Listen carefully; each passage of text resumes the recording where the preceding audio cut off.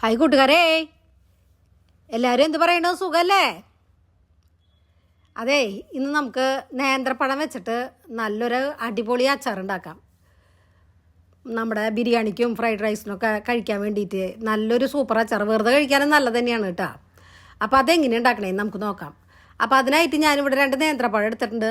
പിന്നെ കുറച്ച് ഈത്തപ്പഴം. അത് വേണമെന്നില്ല, എൻ്റെ കയ്യിലുള്ള കാരണം ഞാൻ എടുത്തു മാത്രം. പിന്നെ നമ്മുടെ അച്ചാറിലേക്ക് ആവശ്യമുള്ള സാധനങ്ങൾ. അപ്പോൾ ആദ്യം തന്നെ നമ്മൾ പഴത്തിനെ അങ്ങോട്ട് ചെറുതാക്കി അരിഞ്ഞ് മാറ്റി വയ്ക്കുക കേട്ടോ.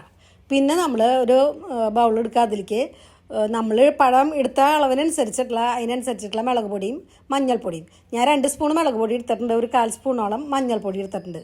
അതൊരു ലേശം വെള്ളം ഒഴിച്ചിട്ട് ഒന്ന് പേസ്റ്റ് രൂപത്തിലാക്കി വെച്ചിട്ടുണ്ട് കേട്ടോ. പിന്നെ നമ്മൾ പാൻ അടുപ്പത്ത് വയ്ക്കുക.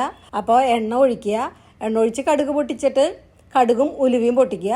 അത് കഴിഞ്ഞിട്ട് നമ്മൾ നമ്മുടെ ഉണക്കമുളകും വേപ്പലയും എല്ലാം ഇട്ട് റെഡിയാക്കിയതിന് ശേഷം എന്ത് ചെയ്യുക, നമ്മൾ നമ്മുടെ ഈ പേസ്റ്റാക്കി വെച്ചിട്ടുണ്ടല്ലോ, ആ പേസ്റ്റ് അതിലേക്ക് ഇട്ടിട്ട് നല്ലോണം മൂക്കുമ്പോൾ നമ്മുടെ പഴത്തിനെ അങ്ങോട്ട് തട്ടി കൊടുക്കുക.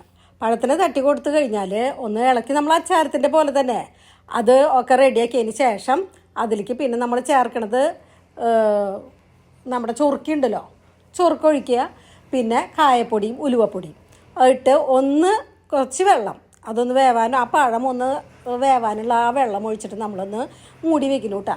പിന്നെ നിങ്ങൾക്ക് ഗ്രേവിയോട് കൂടിയിട്ട് വേണമെന്നുണ്ടെങ്കിൽ വെള്ളത്തിൻ്റെ അളവ് കൂട്ടാം, അതൊക്കെ നിങ്ങളുടെ ഇഷ്ടം.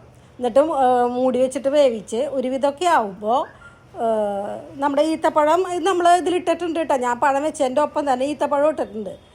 എന്നിട്ട് പിന്നെ നമുക്ക് മധുരത്തിൻ്റെ കുറവ് ഉണ്ടെന്നുണ്ടെങ്കിൽ ഒരു 2 സ്പൂൺ പഞ്ചസാരയും കൂടി ഇട്ടോ. കൂടുതൽ മധുരം വേണമെന്നുണ്ടെങ്കിൽ അതിനനുസരിച്ചിട്ട് പഞ്ചസാരയുടെ അളവ് കൂട്ടുക.